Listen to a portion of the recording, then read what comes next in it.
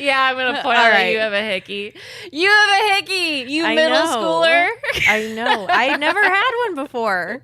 You fucking showed up to dinner last night. That's the first. I don't know if it's because it wasn't terrible looking, but I don't know if it's just because I look at you a lot, so I notice when something's different. I was like, you fucking slut. You said it immediately when you walked in. It was so. And this bitch, okay, she has her hair, so she has shorter hair than me. But I say it, and she's like, yeah. I mean, I have my hair down. And I'm like, okay. Okay, I had my hair down. I coordinated my outfit and my lipstick color with the hickey. And so I feel like I put in a valiant effort. You thought I just wouldn't notice that more color that was in your outfit was just up your neck? No, I knew that you guys would know. I like tried to cover it up at first, and then I'm like, why do I care this much? Because it was like starting to get cakey and stuff. Yeah. And I'm like, fuck that. I'll just explain it if they ask. I just have a hickey. Yeah. It honestly didn't bother me so much that you had a hickey. It's that I know that Jurgen gave it to you. That bothers know that, me. Though. That's true. You actually don't know shit. That's what you said. You don't know anything about me. Shut the fuck up. Yeah, it was Jurgen. You guys are getting a little spicy lately. We have been getting a little spicier, which is fun. I've noticed that I get into moods, but then the more that I have sex, the more I want sex. So we've talked about that in like last week's episode, actually, with Dr. Jordan Rulo. But yeah, so that's been really helpful for me. But then I'm like really in the mood, and I actually want to have sex even more than he does, which toxic alert, that makes me mad. Toxic alert. I love that. How should we like introduce that next time? Oh, I like, whoa. Sorry. I don't know. How about there's that mix of four, that gorgeous medley. Toxic alert. Toxic alert. Yeah, it makes me mad. It upset me. But I also realize that is like, shows some areas that I need to work on of like, I feel like he's denying me when really like that's just not the way his body works, which is totally fine. Like I am well aware that he's attracted to me. I think he gets too many boners. Yeah. So it's like, I mean, if he's getting boners from cookies, he gets too many boners. Yeah, right. But it was just the crumble cookies. Like we've had really good desserts since then, and I'll be like, "Do you have a boner?" And he's like, "No." No. It's I can't explain it. Something about that girl, man. It was the banana bread crumble cookie. Really funny. Took him from 0 to 10. From half chub to full chub. Full chub. Constantly at a half chub. Yeah, so we've been getting spicier, which has been fun. Emma told me a fun story about her, the person she's dating, and that inspired me. So I went to Jurgen and said, like, I would like for you to be a little more dominant, and I want to try that. And so he's been doing that, which has been really fun, and we've been like finding our own way of doing that. So if you've listened to our episode with Sir Ezra on how to be dominant, we talked a lot about like it's okay to laugh and it's okay to joke if that's your personality. Like fucking do that, otherwise it's gonna feel weird. And so that's been really nice, just accepting that, because like I'll get really giggly but then he'll smile, but that definitely like turns me on more. So it's like a really fun dynamic. And then at one point we used my toys, which we've used like couples toys before, but I've said this before, like we've used, that was bad experience, different things like that. But he wanted to use one of my toys on me, and you had talked about an experience that you had with this, and I was like, okay, Emma did it, I could do it too. I was going to use my Satisfier Pro that died immediately. Oh, no. So that was super frustrating. So I brought out my wand, which is like so intense. It makes the loudest fucking noise too. So it was just like very intense, and I was super nervous. And he's like, no, it's fine. Like it's just me, and like kept encouraging me. And that was really fun. And I did, and it was great. And it was the first time that I've ever used a toy in front of somebody where they were like sitting back watching. And that was intimidating. I will say the worst part of it all was when we were using the Satisfier Pro and he was going to use it on me, and he like spread my labia, and it just never want a labia spread. It felt meaty. It felt medical. It felt like I didn't like knowing that there were. You never want them to linger too much with like getting the job done. Exactly. Because obstacles, Also, we realized he doesn't totally know where the clitoris is because He's like, is that it? And I'm like, No. So like with hand stuff and mouth stuff, he's great. With a toy that goes very specifically. Yeah. To be fair, sometimes if I'm not looking, I have to try it a couple of times. Yeah. But yeah, he was looking. Yeah. So.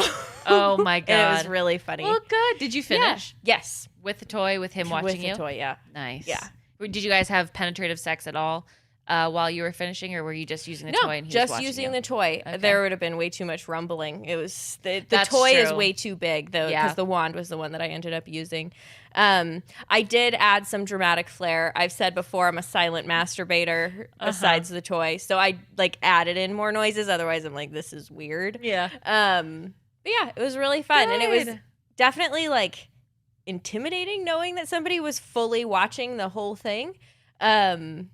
But I'm married, so there's nowhere else to go right now. Nowhere else to turn. Yeah. So I turned to that. Congratulations. Thank you. Proud of you. Thank you. Proud of you. Waiting to step out of your comfort zone. And I feel like we forget that that's mutual masturbation. Yes, it is. Because, like, yes. Well, he was jacking off as well, so it was mutual. I know. It takes one more to make it mutual. It takes one more. I know. I don't like hearing things about Jurgen. I know, but that's difficult about our situation. I know. But I feel like using a toy on yourself in front of someone, I don't know, for some reason it like, but it is. That's masturbate. It's mutual masturbation. If somebody else is there and you're masturbating, even if they aren't masturbating, feels mutual, as long as it's somebody not just watching in your window, in which case that's not mutual masturbation. Call the police unless you put them out there to watch you through a window. Because you and that guy standing outside your studio where he rolled his pee-pee, that wasn't mutual masturbation. Well, except I wrote that fan fiction for you and live, and then I made it. I made it mutual masturbation. What a turn this is taking. Anyway, I'm really happy for you. That's awesome. I'm glad you're exploring some dominance in the bedroom. Me too. I'm sure we'll get into that more in a later episode. But it needs a whole episode, so that's coming. But today we're talking about something that you also kind of mentioned, which was arousal / desire, being responsive versus being spontaneous. Like you're saying you're having a little bit of trouble with like that right now. Absolutely. But we're getting into all of that with Nicoletta Heidiger. She is a licensed marriage and family therapist, and she is a shining star. Yes. Brilliant. Brilliant. Hilarious. Has my dream job. Yeah. Also works with horses and goats, which she will tell you about.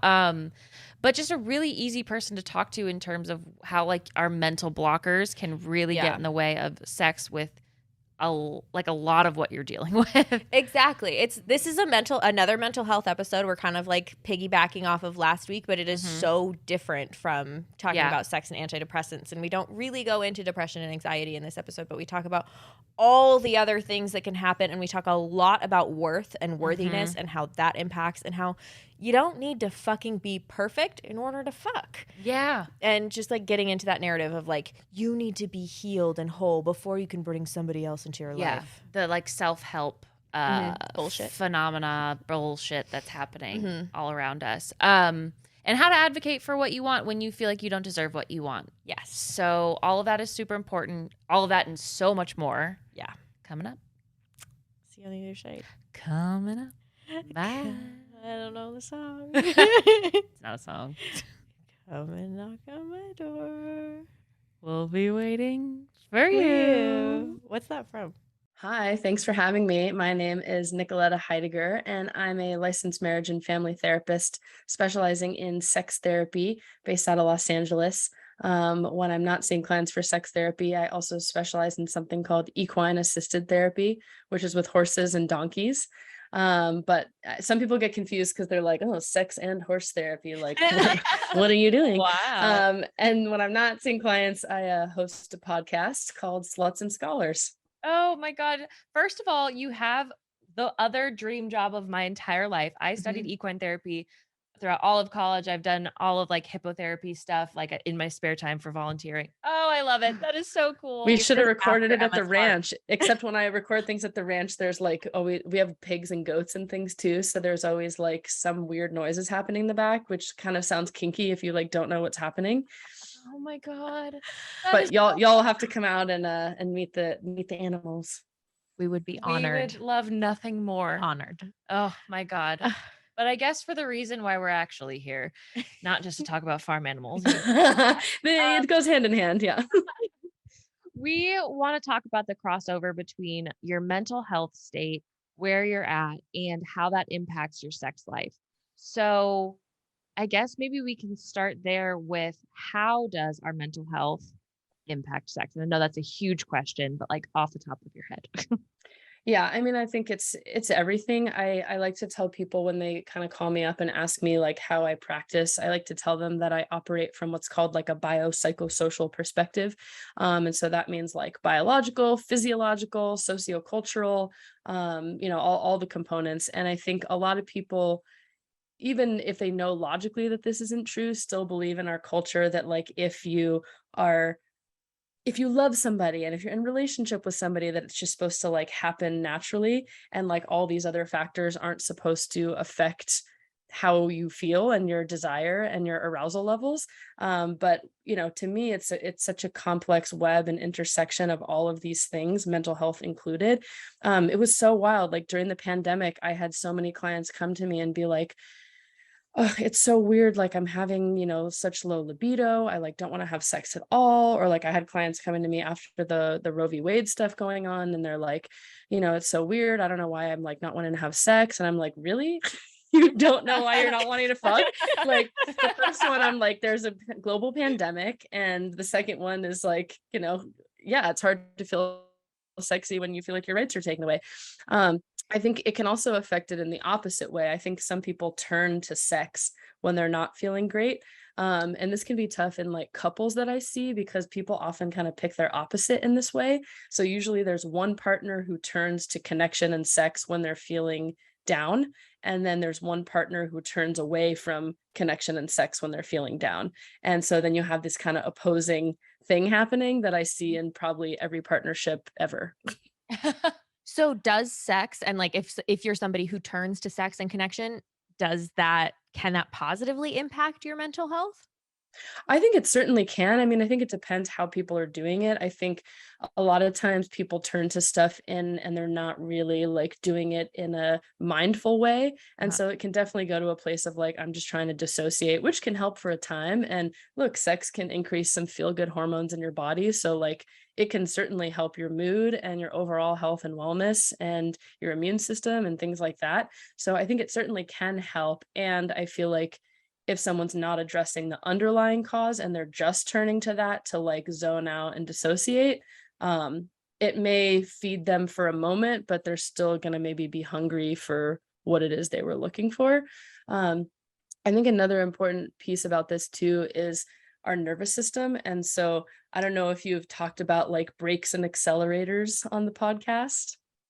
Probably not enough. So Yeah, feel free to please. dive in. Okay, so it's kind of like within us, we all sort of have these car mechanisms, and this was studied a lot by researchers, but most notably, it's been talked about in Emily Nagoski's book, Come As You Are, or she kind of labels them as these brakes and accelerators.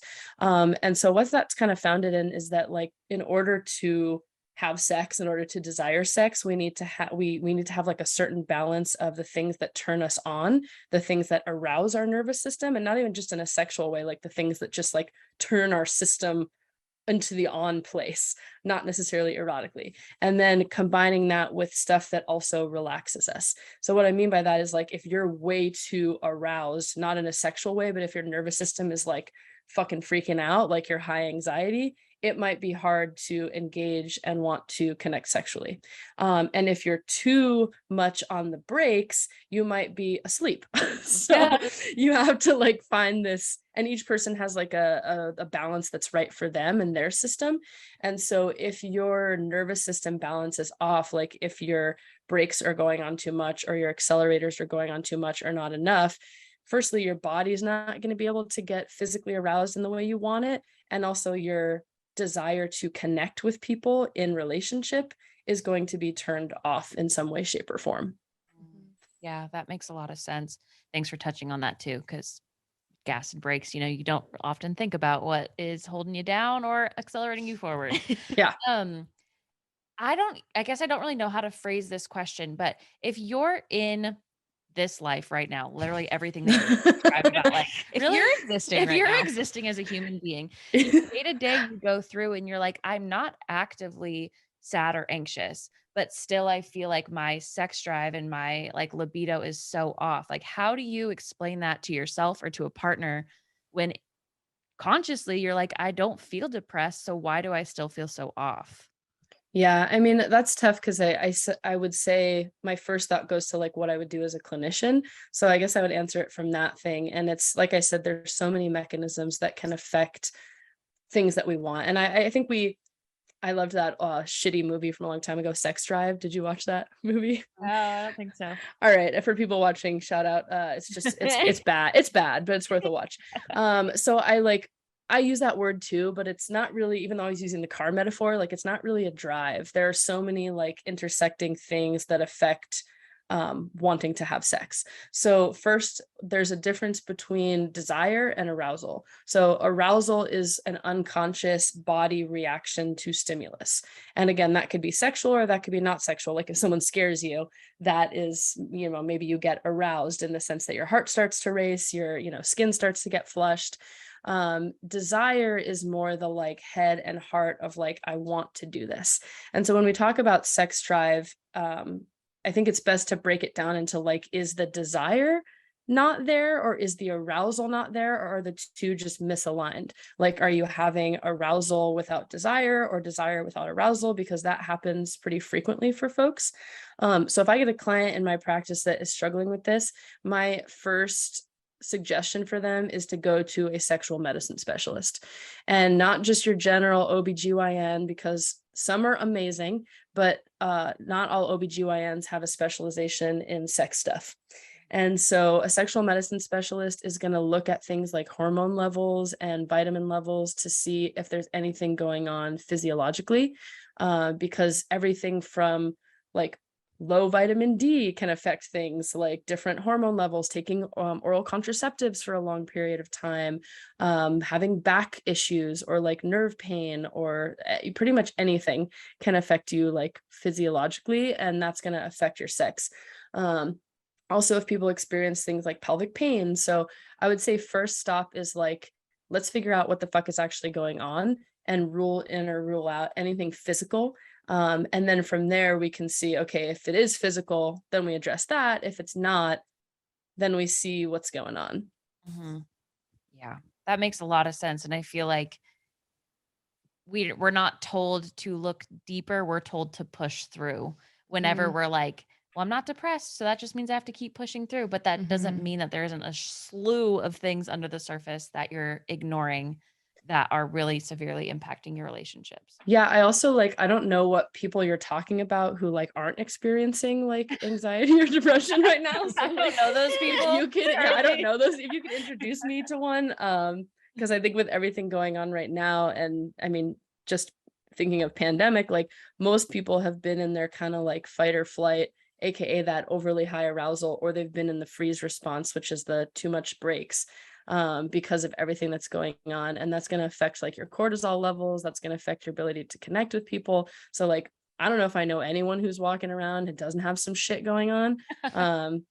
But there's a whole litany of things that can cause struggles. And so, yeah, it is the looking deeper and being willing to dive deeper, because it could be something really simple or it could be something really complex. Right.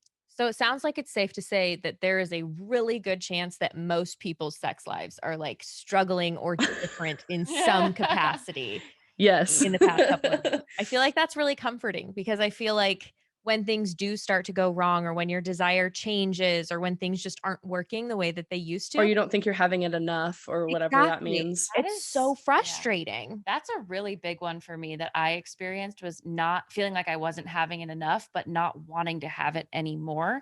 Like the shame that I felt in feeling like I didn't want to be a sexual person was Yeah. like mental health, like breaking in its own, like that part hurt. Like your mental health hurt your sex life, but then your sex life hurt your mental health. And it was Yeah. like this shitty It spiral. was a shitty spiral for sure. Totally.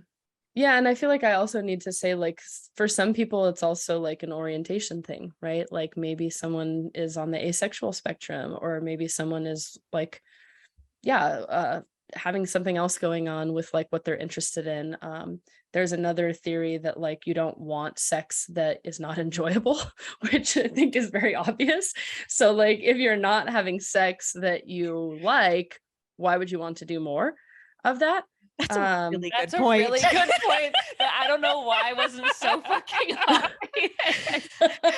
He was a very nice man, but I did not enjoy our sex life for like a majority of our relationship. Yeah, so like if Sorry. someone kept like if someone kept giving you food that caused you like to have diarrhea, like would you want to keep eating that? I mean, maybe sometimes like I feel like I mean, feel we that both way. do keep eating dairy, Yeah. even though we have diarrhea. So maybe Okay, not so that maybe example. maybe that's a bad metaphor. But I guess it depends like how much pleasure you get from the eating it, right? Right. Like That's true. Like if you get an orgasm, but then you have diarrhea, it's like yeah, then it's fine. Like, what right? are you gonna remember? You know, Or like Exactly. diarrhea and the orgasm at the orgasm same or you're gonna time. diarrhea. Yeah, I think that was originally that you know, having sex worth having was from a researcher, Peggy Kleinplatz, and she, yeah, I mean, it seems so basic, but like when I feel like when people hear that, they're like, wow, I never thought of I never thought of that. Yeah. And I think that is such an important distinction to make too in this episode, specifically talking about mental health, because I don't want people to be like, oh, well, I must have something going on mentally when the sex actually is just shitty. And Right. well, not shitty, but like it's not what you It's not want. what It's you not wanted. pleasurable. It's not good for you.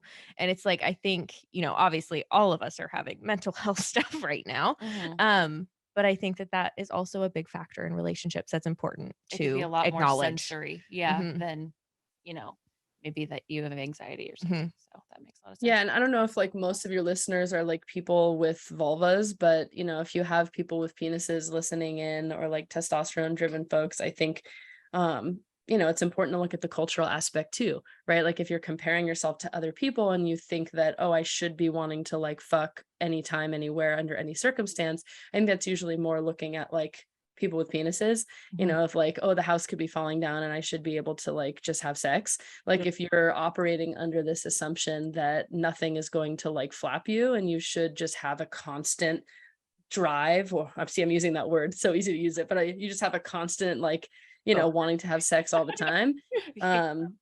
That's just not realistic, you know? Mhm.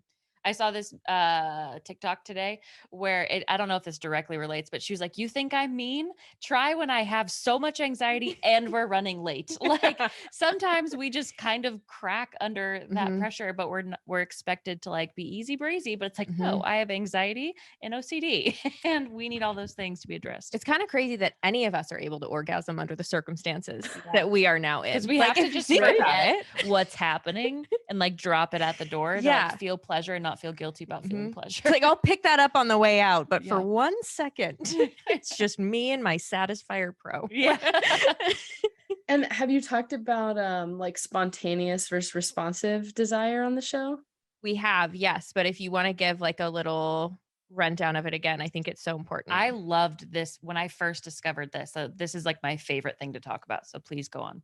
Yeah, so I think just kind of fitting into the same category that we're talking about, like it's important to remember that some people aren't just like spontaneously thinking about sex. And that doesn't mean that they have a disinterest. It just means that they need other things to happen or need to feel other ways to be open to the idea of getting turned on. So responsive desire basically just means that a person has to get physically aroused first before they're like, oh, I remember that I like sex. And spontaneous is more like the wind blows and like, I got a boner, let's do it.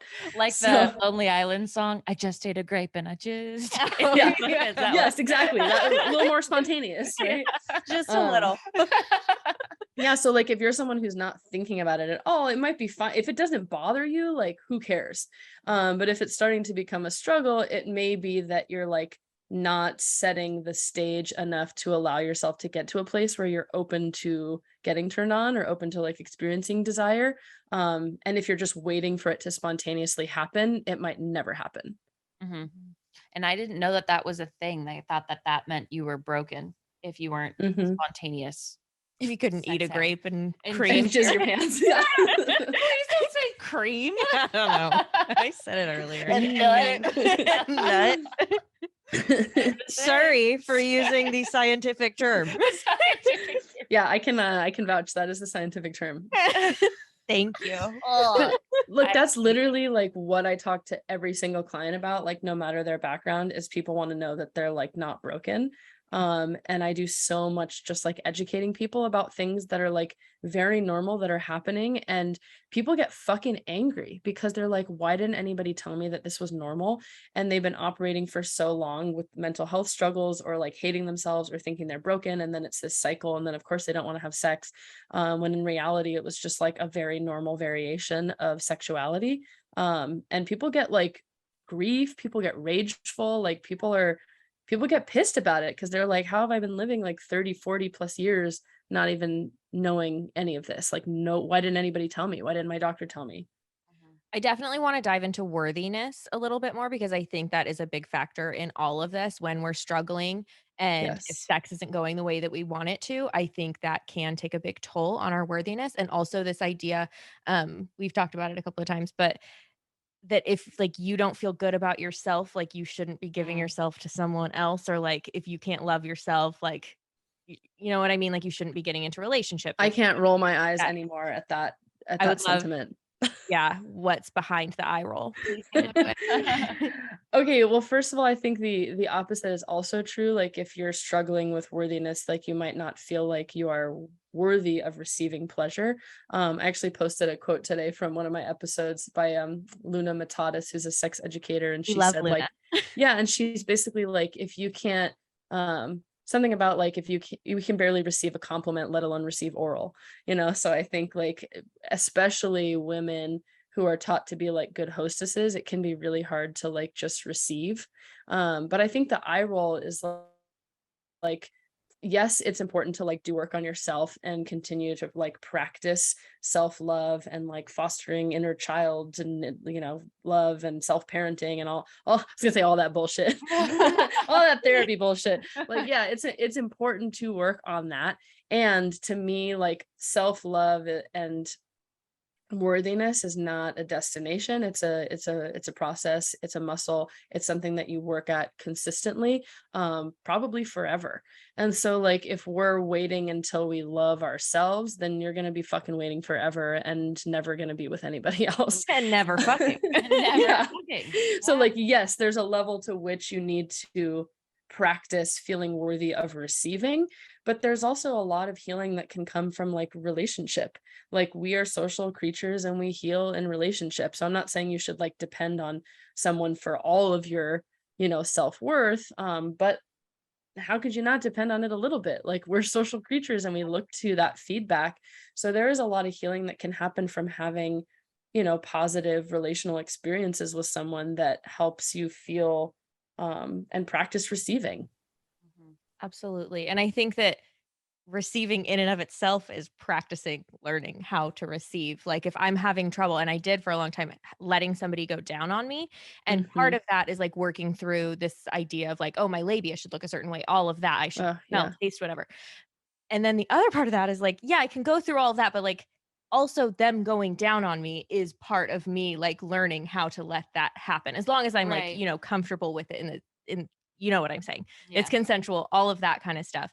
But Yeah. like I've gotten more and more comfortable with it as I have actually experienced it. And I don't think that I could have done that just in my head being like, yep, I love myself. I love Like, my receive, vagina. I love bitch. my labia. Yeah, Yeah. exactly. Yeah.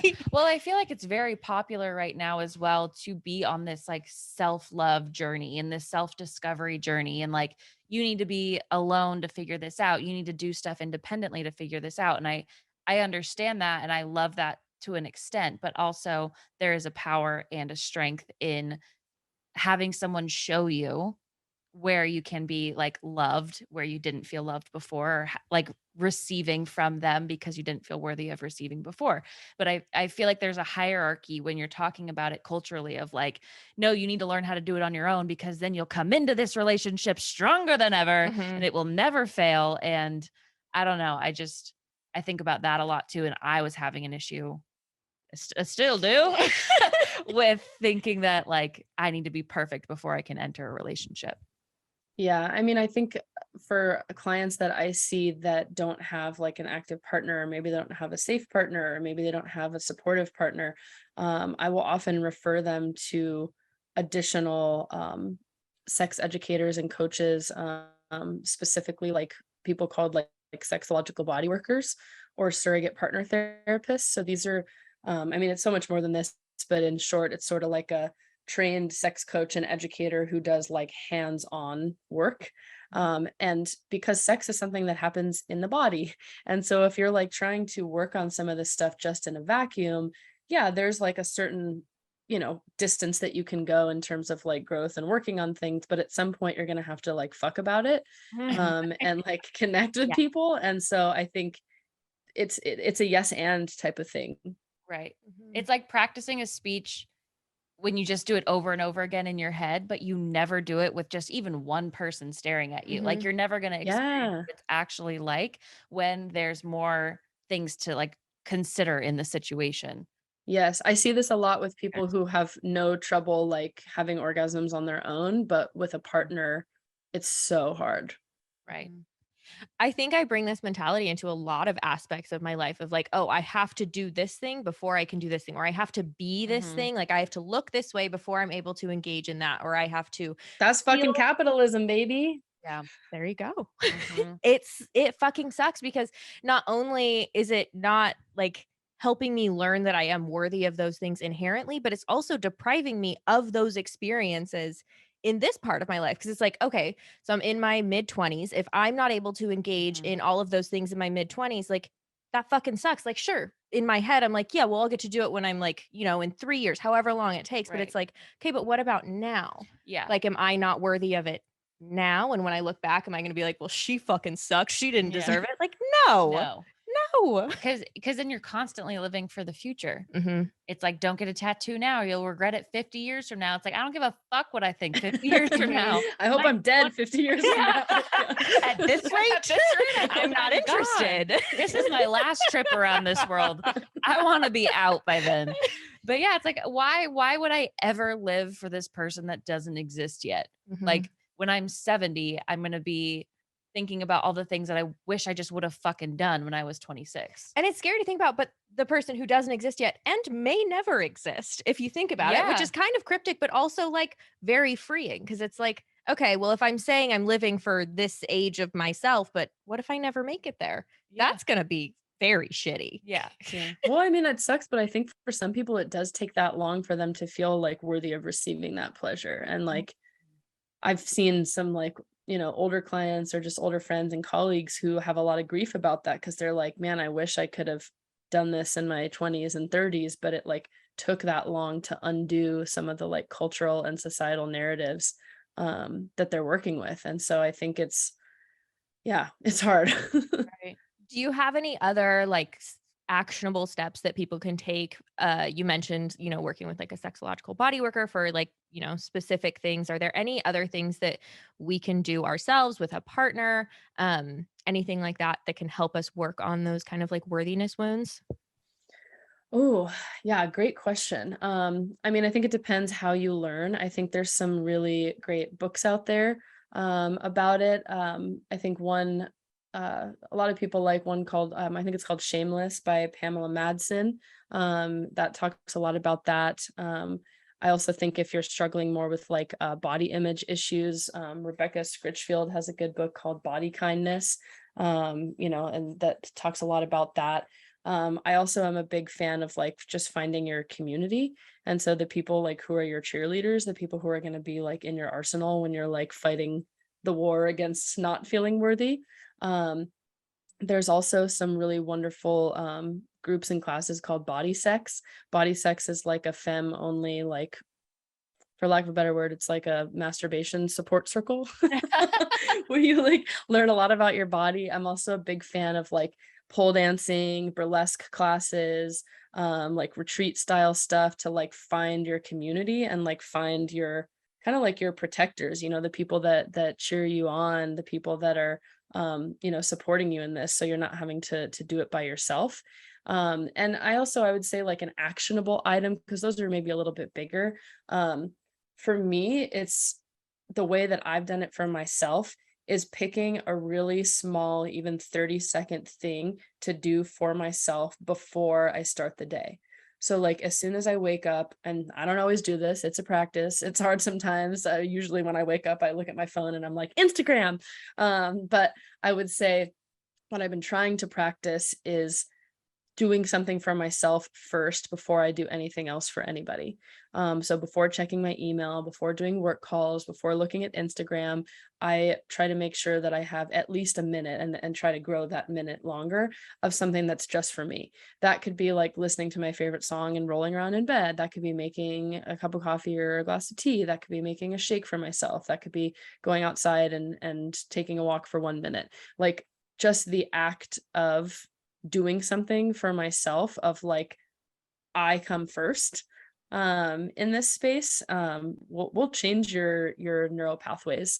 But I think start small, start with like something that, like, SMART goals. It's an acronym, look it up, but basically like something that's small and manageable and that you can easily fit into your day, even if it's like something you're already doing, like spending an extra, I don't know, making sure you have the right toothpaste that you like, or like spending 30 extra seconds in the shower, like touching that spot on your head where you like your hair to be rubbed.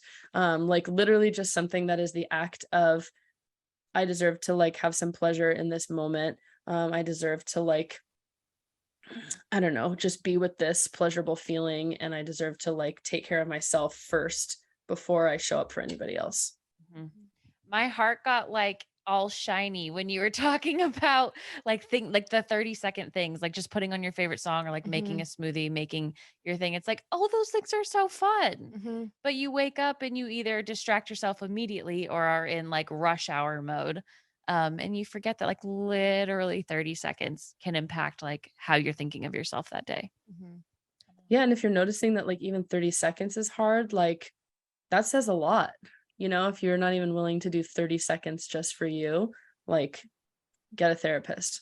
Yeah, I was gonna say, and you're still saying you don't have anxiety here. Right, Like, right. oh, grow up. Well, that's what I think therapy is to me as well. Like, no matter what you're working on, for some people, it's just an hour during the week where it's for them. Right. And so, just like I said, picking something that's just for you, that you do just for pleasure, that doesn't have a goal, that's not like um, for success, for an end result, but just like something that you're doing just for you, just for pleasure. Yeah. I love that. What would y'all's be? I was See, gonna I told you I would flip the interview. I'm Yeah. like, all right, I'm interviewing you now. what about like masturbating? Could that be one? Duh. Okay, because I really like that. I did that this morning. Good for you. I got up out of bed to like go to the bathroom, but then I let the dog, I have 2 big dogs, and I let them out of the room, which meant that my partner was gonna have to get up. And then he got up, and then I went back in and shut the door. And then I Oh went my and God. masturbated. I I'm like, love that. Yes. it's called a morning routine. Called a morning routine. Some people Yes. have skincare. Yeah. I do No, mine. that's great. And if you want to expand that even further, a lot of people believe, and if you're not a woo-woo person, like there is just research on like how we talk to ourselves. So I'm calling it sex magic, but it's also like research backed. I love that. Please So go. some people do. Have you talked about sex magic? Yes, we have, but it's been a very long time. So please. Yeah, so just a reminder, and again, like I said, if you're like no more woo woo, because I have All the listeners woo-woo. like that who are like stop with the woo, but I'm like woo just means like embodiment, so you need to check yourself. But I think If you don't like embodiment, ugh. yeah. So I got distracted. Okay, so what were we talking about? Sex magic. Sex magic. Sex magic. Thank you. ADHD. Sex magic is basically, instead of like orgasming or thinking about someone or something else, it's kind of like channeling your erotic energy to get what you want. And so this can be used in like a practicing self-love and worthiness way. So seeing if you can come and get off while saying something like you're so hot, or like I'm so hot, or like I deserve everything, or like I'm a queen, I'm a goddess, like my pussy's so amazing, like literally whatever nice thing that you're struggling to say to yourself, try to see if you can say that like when you're about to come, or like see if you can even get off on the thought of like cheerleading yourself. It feels fucking powerful, I'll say that. I love that. I think there could be no better morning. No, absolutely. I think that's great. I also want to say I'm so hot now when I'm masturbating. I will try that later. Mine, mine would probably be like, I love morning coffee and I feel like I just don't have time to do it. So music and coffee would be like my two, and masturbating, but you already took that one. So Sorry. I'll go I with mean, that. you can coffee also while at my workout. masturbate. Yeah. I'm Yeah. making your coffee. Yeah. Just in your kitchen. I was gonna say I can use that a drink mixer, but that would hurt so bad. But this shit is also like, I'm thinking about the drink mixer now. Try it out. Let me know how it is. Maybe try it over some clothes Just first. use the vibrating end. Yeah, I was gonna Like say the I'll base. just like use the base of it. Yeah. It's also my roommates, so maybe I won't. I mean, be like, this is wellness. Wellness. Do you not Stay love in your room. yourself? Yeah. Yeah. Look away or look directly at me. But like, I think often starting small like this can feel like it's too much of a baby step, but like this is a step towards like enhancing your sex life and enhancing pleasure, because if you can't take that 30 seconds to do something for yourself, it's going to be really hard to like receive something when it comes to sex. So like starting with something that's less triggering than sex, if you're struggling with that, is essential. Mhm. Absolutely. Absolutely. Yeah. So you mentioned flippantly a second ago ADHD. And I have slept with someone who has ADHD, and I can just tell that he was in like sensory overload at times, and that would impact Mm. our sex that we were having in terms of like whether we could continue, whether we had to like change location. How do we support someone who is maybe struggling with sensory issues or like being able to be in the moment? And I don't know, how do we just like have the best sex in those times? And also Um, as someone And who also has as that. someone, yes. Yeah. I want to shout out a colleague. His name's Ari Tuckman, and he has a book called ADHD, or like a program and a book called ADHD After Dark. I think he also has a podcast, and it talks about like ADHD and sex and relationships. So that's a really great resource. I think he does classes and things as well. But I'm a big fan of like everybody figuring this out for themselves, because it's not just like neurodiverse people that need to know their style and what they need. So I don't know if this person you were hooking up with like was aware that this was happening for them, or were they trying to like be normal? He was definitely aware that like the smell of the candle was throwing him off and like too much for the room, or like he would get distracted by something. Like he knew that like Yeah. his ADHD was impacting him being able to stay in the moment. And was he able to like say it and share that and ask for something different? Not in the moment, but later. Yeah. Like we I talked mean, about. but better late than never. It's hard Right. in the moment, I think, but like I feel like oftentimes people don't set the scene for themselves if they feel shame about what like their scene needs to look like. And I think then people don't allow themselves to like have the space and the experience and set it up in a way that works for them, because they feel like they're just supposed to do it a certain way. Like, I mean, how many movies have you seen where it's like, oh, the candles are romantic, but for this person it's like, I fucking hate the candles. Yeah, right? gagging. Like, this is so distracting. So you might have talked about this on the podcast, but like good to reiterate, I'm a big fan of the erotic blueprints. So go, and if you don't know what that is, like take the quiz, and basically it's kind of like a personality test for like your sexual style. So it might help you figure out like what you need. There's also another colleague of mine, Dr. Jess O'Reilly, and she talks, forgot what she calls it, but it's basically like, what is your like ideal feeling or something like that, or like your core erotic feeling, she calls it. And that basically means like, what do you need to feel in order to feel pleasure? So like, do you need to feel surprised? Do you need to feel excited? Do you need to feel taboo? Do you need to feel calm? Do you need to feel no sensory stuff? Like, how do you need to feel? And I think that's a really good addition. Because then this person that you were talking about, or anyone listening who resonates with that, would have been able to have a chat with you first and been like, hey, I have recently gotten, in touch with like the kind of way that I like to have sex. And for me, what's really hot is like, I really love like a dark room, and I like this kind of lighting, and, smells kind of throw me off. And they'd be able to like set the scene to where there were minimal things and it was like set to their blueprint, you know? But I also think for that person individually, it's them learning tools and skills to like come back to their body. And then ideally, hopefully being able to share that with you as their partner so that they can not feel embarrassed during the moment to be like, oh, you know what, I'm sorry, my ADHD brain just like went to like, you know, thinking I heard the cat vomit in the other room, Yeah. you know, whatever it is. We don't Like, have a cat. Yeah. I'm hearing voices and I need to stop. But you know, like something just popped up. Like, do you mind if we slow down a bit and go back to kissing? Because I was having so much fun and I want to continue with you, but I need to like restart. Right. So like Emily Nagoski and Come As You Are would call that like re-accelerating the brakes.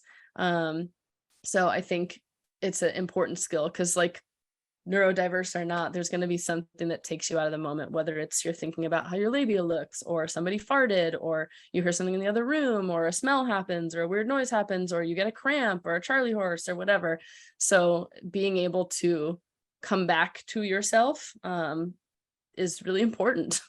Mhm. I love the idea of restarting. I Yeah. think that is so cool. And I feel like how I've been socialized, how we're socialized is like if something bad happens, Yeah, then the moment's ruined. yeah, the moment's ruined, or you have to like pretend it didn't in order to like keep going, but you just have to keep going forward instead of going back. And Mhm. it's like, but what if I want to go back? Like, Yeah.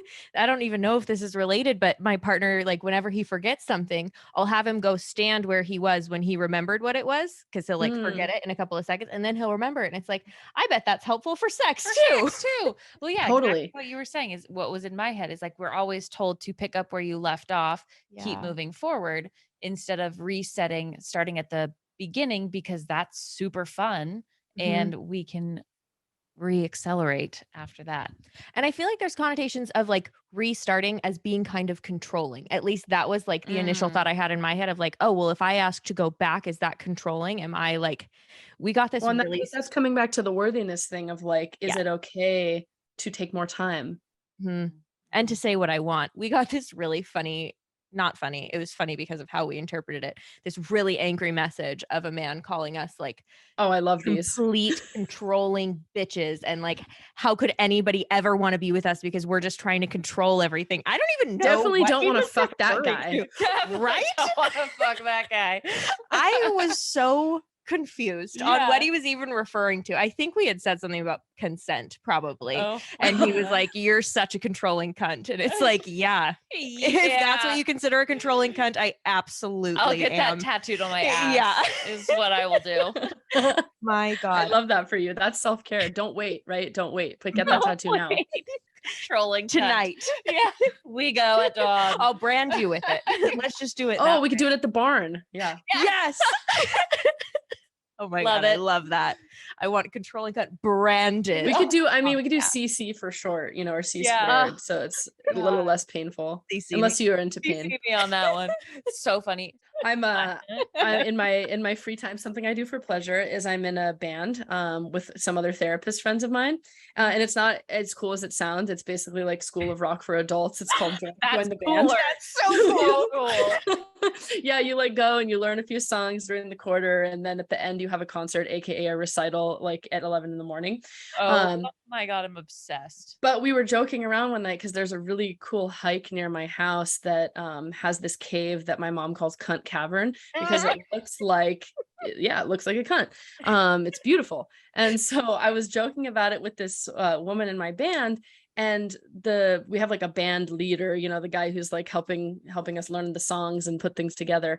And we were coming up with like the name of the band, and we had already come up with the name of the band, but we were joking and we were like, oh, we should call the band See You Next Tuesday, especially because at the Join the Band concerts, there's also children's and like adolescent bands. So we were like, ha ha ha, you know, call the band See You Next Tuesday. But we'd already come up with a name. And so I guess he like didn't know that was a joke, and also didn't know like that See You Next Tuesday means cunt. And so at the concert, they have like a poster, and they obviously like show all the band names, and then they announce your name, and ours was See You Next Tuesday. Oh, That's iconic. iconic. I'll send you a picture of it. It was like, and then he had to introduce us because we told him what it meant. He was like, it was great. I love it. I'm That's obsessed. that's hilarious. Feral Girl Summer. Feral Girl Summer. That's our band name now. That is so amazing. Also, that is the coolest thing I've ever heard of. School of Yeah. Rock for adults. And now I want to. God, there's a fucking fuzz. I'll in invite you to my next concert, aka recital. Yes. Please. Usually on I've Sunday gone before. mornings. That is so We're cute. there. My God. The other thought I had that is just like jumping around Swirling. was in terms of figuring out like sensory stuff. I was wondering, what do you think it's like to have sex in like a sensory deprivation tank? I've masturbated in one. You have? So What I was would it call that like? sex. Yes, absolutely. It was in this beautiful, like, I mean, some of them are like small, they're like little like coffins. Like a So coffin, like yeah. I don't know if you, I mean, if you like that, that sounds really fun. But I think sounds, if you're into that, it sounds great. You know, some people that are get sensory overload might love it. For me, I think I like felt so relaxed, but also the water was like such a nice temperature. I'm such like a sensual person. And so I was just alone, and it was sort of like a cave style. So it was like a beautiful cave looking thing, and there was lights, and I just like masturbated. I think the only downside was because the water is salty afterwards. My vulva was a little like angry because it was like, you know, I had rubbed pretty hard. So just be aware of the salt, you know? That's a really good point. Wow, that would be really cool. Sounds Yeah, like and a also mermaid like vibe. I don't know if you've ever been to Israel, but the Dead Sea there is very salty, and like it can really hurt your asshole and your holes. So just like that would be my only just be wary of your holes and the salt. That's a really good PSA. It'll hurt your asshole. It might not, but like, That'd you be know, great. just You have to squeeze the whole time. Oh, that's so funny. I mean, that makes sense because I mean, this was running water, but I loved my water slide Mhm. that I have, and that was like a water orgasm that I had, and that was fun. But you can like create your own, you know, sensory deprivation tank, right? You can do the stranger things like make it a home, you know, Mhm. sensory deprivation. So like get some headphones, get a blindfold, have somebody like, you know, if you want them to curate music. Another, you know, people also do that with kink, like they'll be in like a vacuum thing where they'll basically in a vacuum bed where you're kind of like stuck to the bed and so you can't move. People like to be tied up, or they like to have like saran wrap around them. So, you know, there's lots of fun ways to not have a lot of sensory input. Mhm. Damn. That vacuum thing sounds like it would trigger every single one of my fears. Being stuck. Yeah. Which can be hot if it's not like too triggering.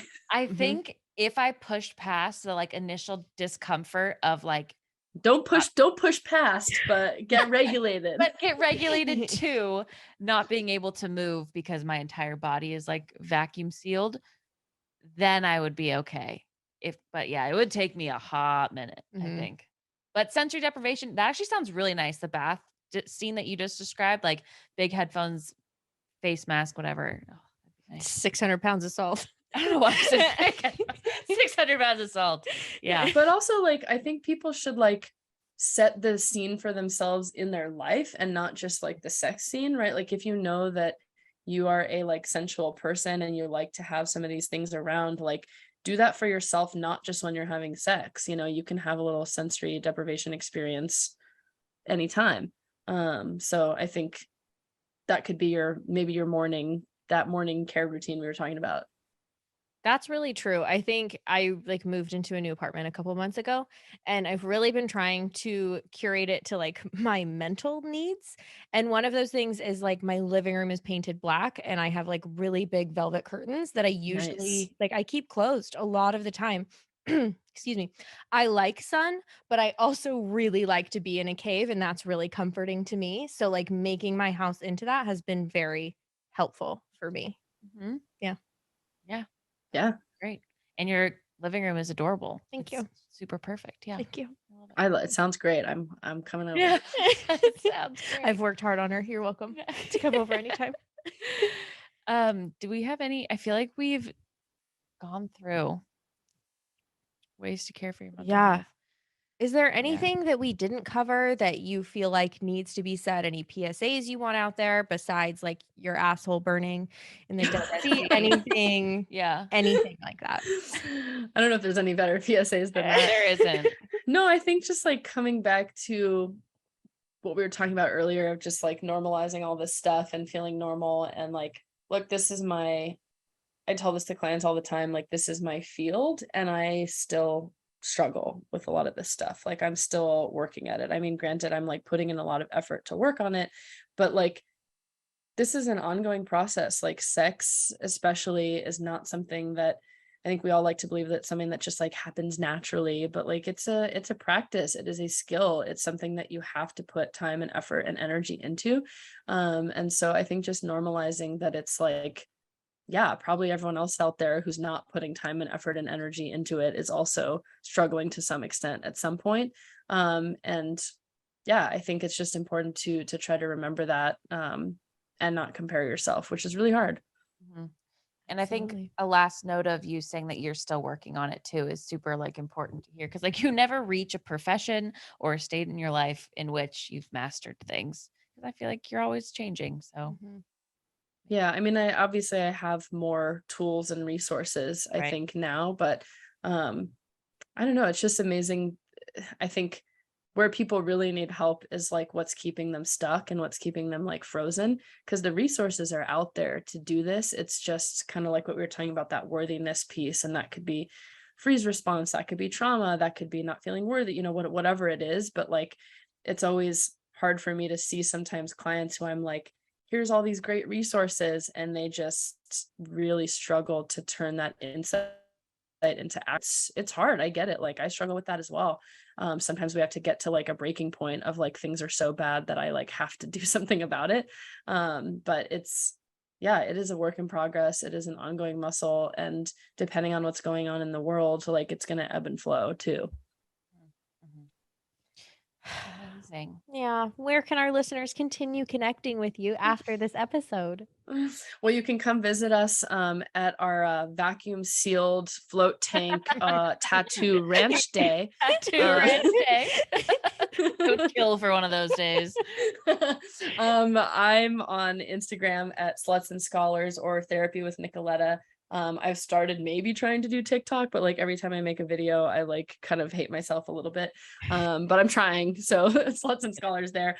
And you can listen to the podcast anywhere you get your podcasts. And my practice is full right now, so I'm not taking new clients, but feel free to reach out if you're in California looking for a therapist. And if I can't see you, I'm always happy to give people referrals. And that's at nicolettavheidegger.com. Did we tell you or did we tell you? Amazing. What were you going to say? I feel like I cut you off. Oh, I wasn't going to say anything. Okay. I love Nicoletta and I love her job. And she just made me feel like seen and powerful. Was the Great Fox Hunt on, was that when we were recording? Okay. So Nicoletta was like sharing all these different things with us after we stopped recording, and said that in the area that we live, there was an event called the Great Fox Hunt going on, a kink event. Yeah. And she had asked us if we were kinky, and Emma answered like, yeah, like we're definitely both a little kinky. Not in this way. Not necessarily. We don't know. I would beg that Cass is very interested. You don't have to beg. I am very interested, but less from an engaging point, more from a, I want to know more. The Great Fox Hunt is a kink event. It's like, I guess goes into like puppy play, that sort of thing, but with predator, prey, handler. It's a camping event. Is capture the flag, kinky.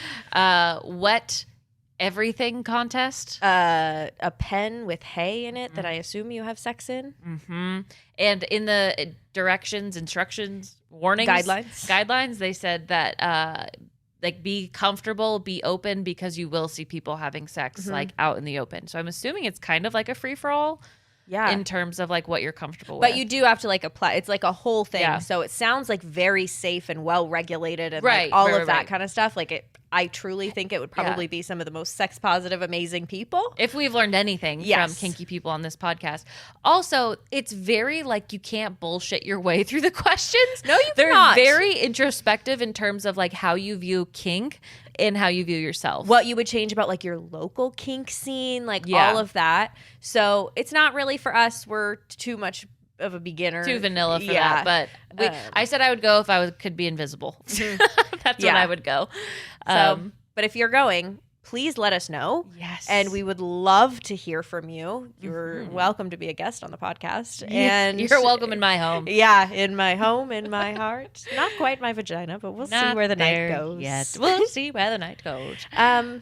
We were talking about how my partner, well, he didn't have as welcoming of a response as I thought he would when we really told him thought about it. He would be all about it, but he was because he loves capture the flag and like games like that. So we're like, he's gonna be naked, running with a tail butt plug in, dong out, just straight across the field, the meadow, But no, when we tried to pitch it to the fellas, they were not as excited as we thought they were going to be. But both said that they would if we really, really wanted them to, which is a fair enough response from me. Yeah, that's all I'm really looking for. All I'm really willingness, the willingness to try, to fail, to fuck, to fox. What should they do if they like us? You should head on over to Apple Podcasts and Spotify to rate the show. It means so much to us. We love your 5-star reviews and your kind words. There is another place that you can send stuff if you aren't so happy. It is called the garbage. It's called the garbage can. It's probably right behind you. Just crumble it up, put it in there. But to be fair, we have gotten critical feedback that has been very, very sweet. And so we do appreciate that. Sometimes. We do our best. We're both very sensitive. We do our best. We're both very sensitive. I'm not like welcoming it. But I'm not opening up that door. Here we are. Send your kind words. Yeah. Keep everything else to yourself. We'll talk to you next week. Love you. Love you. Bye. Bye.